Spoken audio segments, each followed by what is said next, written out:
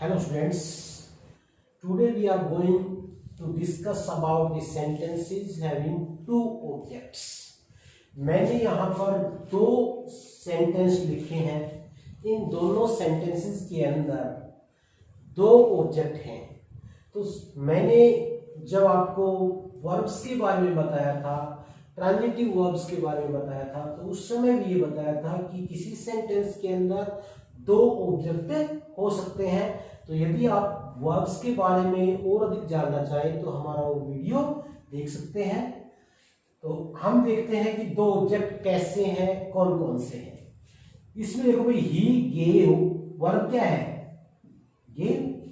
मी ये ऑब्जेक्ट और a pen ये ऑब्जेक्ट. दो ऑब्जेक्ट हो गए इसके अंदर. He gave me a pen. भाई मैंने ये बताया था कि दो ऑब्जेक्ट है, उनका पता लगाने के लिए हम कैसे करेंगे कि किसी सेंटेंस के अंदर ऑब्जेक्ट क्या है. उसके लिए भाई वाक्य के अंदर एक तो रख दे क्या. ही गेव मी ए पेन, उसने मुझे एक पेन दिया. उसने मुझे क्या दिया, एक पेन, एक पेन. तो ऑब्जेक्ट क्या हुआ, एक पेन. और एक मैंने ये कहा कि यदि उसके अंदर होम रख दे, किसे, किसको. तो यहां पर ही गेव ए पेन, उसने एक पेन दिया. किसको दिया, मुझे. तो यहां पर देखो भाई, मुझे के लिए क्या हुआ, ये ऑब्जेक्ट हो गया. अब कौन सा डायरेक्ट ऑब्जेक्ट और कौन सा इनडायरेक्ट ऑब्जेक्ट, यानी कि क्या का उत्तर मिलता है वो होता है डायरेक्ट ऑब्जेक्ट, और जो किसे वो है इनडायरेक्ट ऑब्जेक्ट. तो ये डायरेक्ट ऑब्जेक्ट, ये इनडायरेक्ट ऑब्जेक्ट. इस प्रकार जैसे दूसरा सेंटेंस है, my grand mother told me a story. यहां पर वर्ब क्या है, टोल्ड. मुझे ये ऑब्जेक्ट और ए स्टोरी ये ऑब्जेक्ट. तो यहां पर देखो ऑब्जेक्ट, डायरेक्ट ऑब्जेक्ट कौन सा हुआ, ए स्टोरी. क्या सुनाया, एक कहानी. इनडायरेक्ट ऑब्जेक्ट कौन सा है, मुझे. किसे, मुझे. तो डायरेक्ट ऑब्जेक्ट क्या हुआ, ए स्टोरी, और इनडायरेक्ट ऑब्जेक्ट क्या हुआ, मी. तो जो डायरेक्ट ऑब्जेक्ट होता है वो एक कोई भी ऑब्जेक्ट, कोई भी वस्तु, और जो डायरेक्ट ऑब्जेक्ट हो, इनडायरेक्ट ऑब्जेक्ट होता है, उसमें कोई ज्यादातर आपको प्रोनाउन मिलेगा. तो इस प्रकार दो ऑब्जेक्ट वाले सेंटेंसेस की पैसिव वॉइस किस प्रकार से बनाते हैं वो देखते हैं. भाई हम दोनों ही ऑब्जेक्ट से पैसिव वॉइस बना सकते हैं. तो पहले हम भाई डायरेक्ट ऑब्जेक्ट से बना के देख लेते हैं. तो डायरेक्ट ऑब्जेक्ट में सबसे पहले क्या है, ए पेन. तो ए पेन. अब यहां पर देखो भाई, ऑब्जेक्ट का हमने क्या बना दिया, सब्जेक्ट बना दिया. यहां पर गेव कौन सी फॉर्म है, second form. Second form gave है, तो पैसिव इसमें क्या होगा, वाज या वर. तो ए पेन वाज. फिर वर्ब की third form, given to me. A pen was given to me. एक पेन मुझे दिया गया, by him. A pen was given to me by him. उसके द्वारा मुझे एक पेन दिया गया. तो ये किससे हो गया भाई, डायरेक्ट ऑब्जेक्ट से. और इसमें देखो भाई, यदि इनडायरेक्ट, सॉरी दूसरे सेंटेंस में देखते हैं, डायरेक्ट ऑब्जेक्ट से क्या होगा भाई, ए स्टोरी. इसके बाद टोल्ड, ये भी सेकंड फॉर्म है. तो वाज या वर्ब में से a story was told to मी.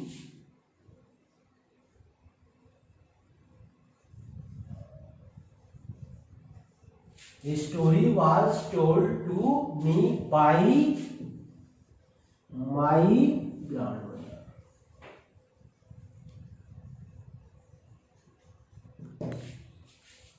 इसी प्रकार एक दो एग्जांपल हम और देख लेते हैं. जैसे मान लो है,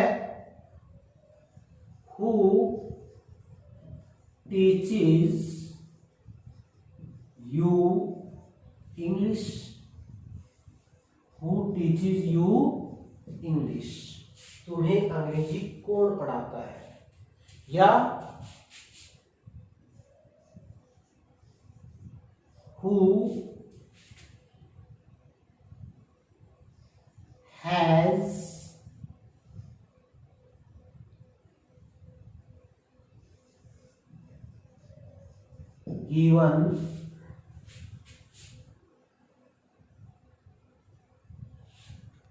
has given you this pen? Who has given you this pen? इस प्रकार से देखें कि भाई who teaches you English, हमने who वाले सेंटेंस जब आपको बताए थे, और इसमें ऑब्जेक्ट हम पता लगा लें कि डायरेक्ट ऑब्जेक्ट क्या है, इंग्लिश, तो ये क्या है, डायरेक्ट ऑब्जेक्ट, और इसके अंदर दिस पेन, ये डायरेक्ट ऑब्जेक्ट।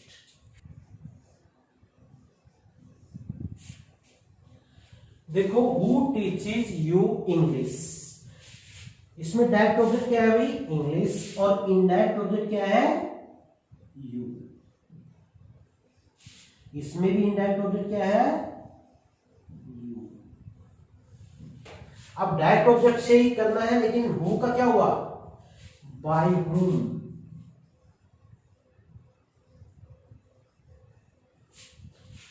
उसके बाद यहां पर टीचीज आ रहा है, तो bye whom is English,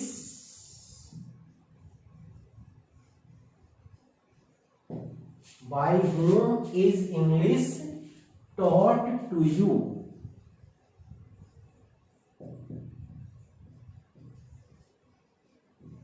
By whom is English taught to you? Who has given you this pen? By whom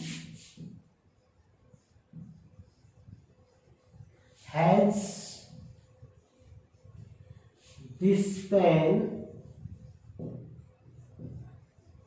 been given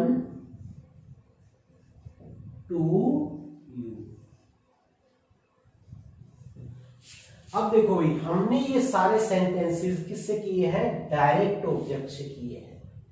दूसरा तरीका है इनको इनडायरेक्ट ऑब्जेक्ट से करने का, और मैं आपको सुझाव यही दूंगा कि आपको हमेशा ही इनडायरेक्ट ऑब्जेक्ट से करना चाहिए। क्यों करना चाहिए, क्योंकि कई बार यहां पर जो ऑब्जेक्ट होता है उसके बाद में कंप्लीमेंट्री होता है, और उसमें हम कंफ्यूज हो जाते हैं कि कंप्लीमेंट्री है या डायरेक्ट ऑब्जेक्ट है।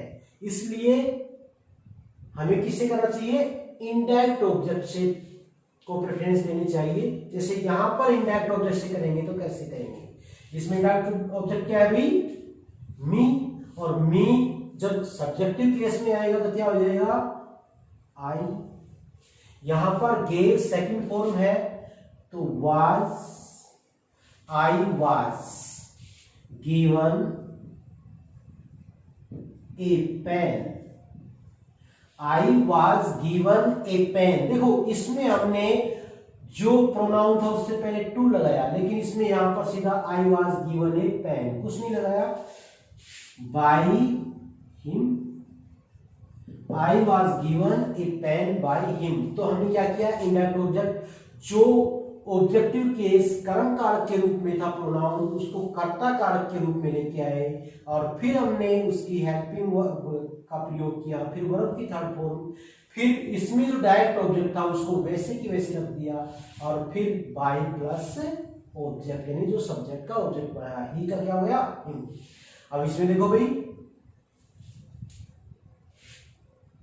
My grand mother told me a story. यहां पर देखो भाई, इसको हम करें इनडायरेक्ट ऑब्जेक्ट से, तो I was told a story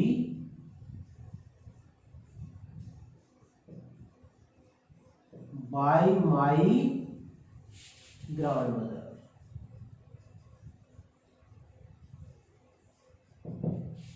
इस प्रकार हमने किससे कर दिया, इनडायरेक्ट ऑब्जेक्ट से। अब हु वाले में भी देखो भाई, हु टीचेस यू इंग्लिश हमने किससे किया था, डायरेक्ट ऑब्जेक्ट से। अब हमें इनडायरेक्ट ऑब्जेक्ट से करना है, तो बाय हुम तो होगा ही, हु वाले में तो पहले बाय हुम करना ही है, तो बाय हुम। अब यहां पर देखो हमने क्या किया था भाई, इज किसके अकॉर्डिंग था, इंग्लिश के अकॉर्डिंग, लेकिन यहां पर अब हमें इनडायरेक्ट ऑब्जेक्ट को पहले लेना, तो यू के अकॉर्डिंग क्या आना चाहिए, इज एम आर में से आर, तो by whom are you taught English, by whom are you taught English. देखो हु वाले में बाय हुम तो होगा ही, उसके बाद में यहां पर जो वर्ब है हेल्पिंग वर्ब, उसके अकॉर्डिंग हमें हेल्पिंग वर्ब किसके अनुसार होगा, जो हम इनडायरेक्ट ऑब्जेक्ट है उसके अनुसार। तो यहां पर by whom are you taught English. Next देखो who has given you this pen, तो हु का तो बाय हुम हो गई, बाय हुम। अब यहां पर देखो भाई हैज किसके अकॉर्डिंग आया था, दिस पेन के अकॉर्डिंग, और यहां पर इनडायरेक्ट ऑब्जेक्ट क्या है, यू, तो क्या आएगा, have, by whom have you, और हैज या हैव आता है तो क्या आएगा, बीन गिवन दिस पेन। इस प्रकार जो डायरेक्ट डबल ऑब्जेक्ट वाले हैं उनको हम डायरेक्ट ऑब्जेक्ट से भी कर सकते हैं और इनडायरेक्ट ऑब्जेक्ट से भी कर सकते हैं, लेकिन मैंने ये बताया कि किसको प्रेफर करना है, कि हमें इनडायरेक्ट ऑब्जेक्ट को प्रेफर करना है। जैसा मैंने आपको बताया कि हमें इनडायरेक्ट ऑब्जेक्ट से ही बनाना चाहिए, उसका कारण क्या है उसका मैं आपको एग्जांपल देता हूं। जैसे we elected him president, we elected him president,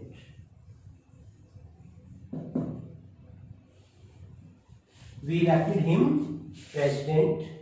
तो यहां पर देखो भाई ऑब्जेक्ट हमें ऐसा लग रहा है कि दो ऑब्जेक्ट हैं, लेकिन ये दो ऑब्जेक्ट नहीं है, इसमें प्रेसिडेंट है वो कंप्लीमेंट्री है, ऑब्जेक्ट नहीं है भाई। वी इलेक्टेड हिम, हमने उसका चुनाव किया, और ये किसका कंप्लीमेंट्री है, ऑब्जेक्ट का कंप्लीमेंट्री है, इसलिए यहां पर इसको डायरेक्ट ऑब्जेक्ट नहीं मानेंगे, ये क्या है, कंप्लीमेंट्री। तो ऑब्जेक्ट तो ये हुआ ना, तो इसके अकॉर्डिंग हमें अब चेंज करना पड़ेगा। जैसे ही was elected president by us, he was elected president by us। इस प्रकार देखें कि कंप्लीमेंट्री, कई बार हम कंफ्यूज हो जाते हैं कंप्लीमेंट्री है या डायरेक्ट ऑब्जेक्ट है, तो ऐसी कंडीशन में हमें इनडायरेक्ट ऑब्जेक्ट से ही सेंटेंसेस को करना चाहिए। यहां पर प्रेजेंट डायरेक्ट ऑब्जेक्ट ना होकर कंप्लीमेंट्री है। इस प्रकार हम डबल ऑब्जेक्ट वाले जो सेंटेंसेस हैं उनकी पैसिव वॉइस बना सकते हैं। अगले वीडियो के अंदर हम उन वॉइसेस के बारे में पढ़ेंगे जिनमें लास्ट में, अब तक हम बाई प्लस ऑब्जेक्ट पढ़ते आए हैं, जिनमें बाई के अलावा दूसरे एजेंट्स आते हैं। यदि आपने अभी हमारे चैनल को सब्सक्राइब नहीं किया है तो सब्सक्राइब करें, लाइक करें, शेयर करें, और कोई कमेंट करना हो तो कमेंट बॉक्स में जाकर कमेंट करें। Thank you, have a nice day.